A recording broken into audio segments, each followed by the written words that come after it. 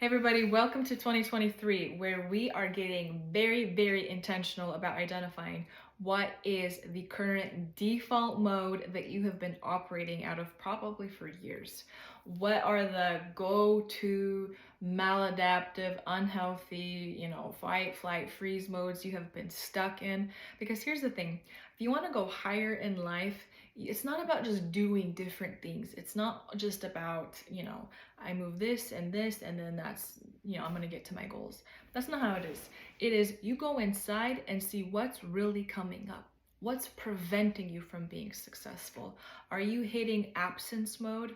Are you going into reactive mode? What do you do when you're triggered? What does it even mean when you're triggered? How do you know?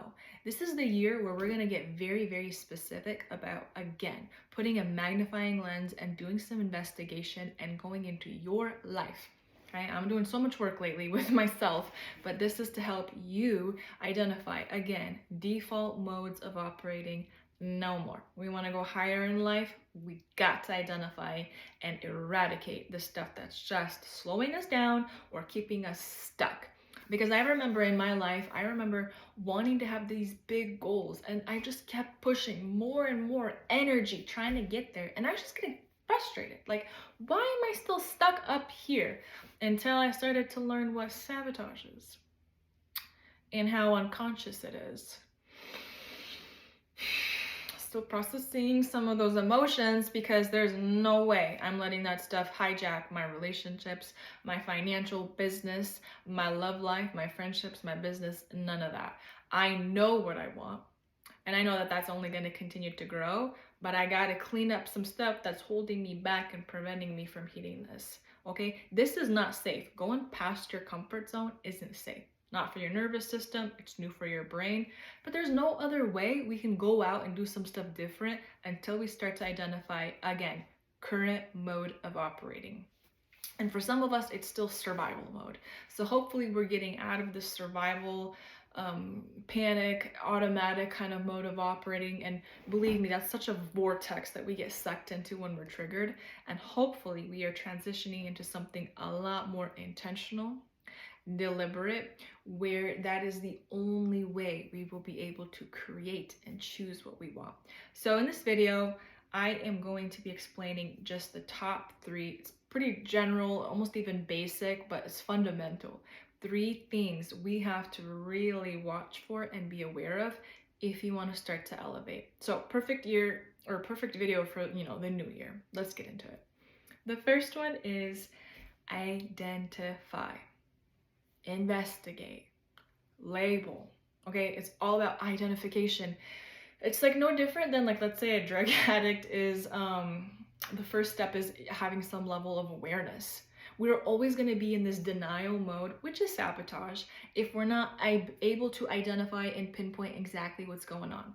I understand that there are things like assessments that actually help people identify what's your default mode of operating, fight, flight, freeze, what's your attachment system style. There's a lot of that, and I do that work in my group coaching and my individual coaching.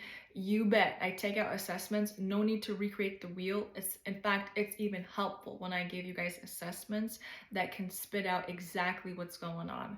And so when you are able to identify, first, you could even go and research, find some kind of assessment. I mean, I have my own that I do, but when you are just coming into awareness and you're like, wow, I did not know that my number one triggered state reaction is freeze or flight or what's the other one? Fight. When you start to know exactly what it is, because for instance, flight isn't necessarily I'm running away. Flight could be, wow, I'm mentally starting to kind of shut down and go into imagination land. Or I'm mentally I'm overwhelmed, bye-bye. I'm going to do some other self-soothing activities where I'm checking out and, regulating myself. Because even fight and flight, you can even divide into very specific subsets of the type of behaviors that come up. So I say this strongly, there's no reason to recreate the wheel. There's just so many stuff that already exists that can help pinpoint your behaviors. Or for instance, identifying fight doesn't necessarily mean fight, I have my fists up ready to go and my ring is gonna scratch your tooth out. Fight could just be like you get mean or you start to really puff yourself up and make yourself look like a big shot or whatever because you're actually triggered. So anyways, enough about that. Number one, identify. Get curious. Get honest. Be humble. Like, you're not doing nobody a favor, and you are sabotaging yourself if you're too afraid to dig in and just say, here I am, what's going on, spit out the system, the code that I've been operating, and let me look at this stuff, put it on the table. It's dirty, but then I can clean it up. So no shame. In fact, very courageous of you, and hats off, respect if you're ready to digest some of this. The second thing is be present. Oh my goodness. We are in a world where we're distracted, we're doing this, we're pulled that way, you know, I'm thinking about 50,000 things. And honestly, that is awesome that we have such superhuman abilities, brain to be able to do so many things. But that's a problem when, back to our first point, you're in fight, flight, freeze mode. How do you not, like, here's the thing. When you become present, like let's say I go into flight mode. If now I'm aware of that and I realize I'm triggered by a situation, if I'm aware and I'm present, wow, I'm shutting down.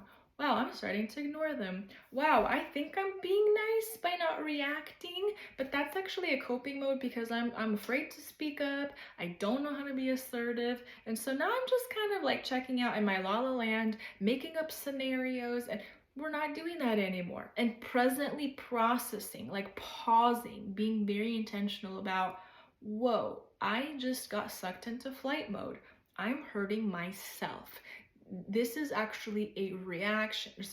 A reaction. I don't want to respond like this, because by me being shut down or me being mean or whatever, again, default coping mode I just entered, that's not helping me create and set up the future that I want.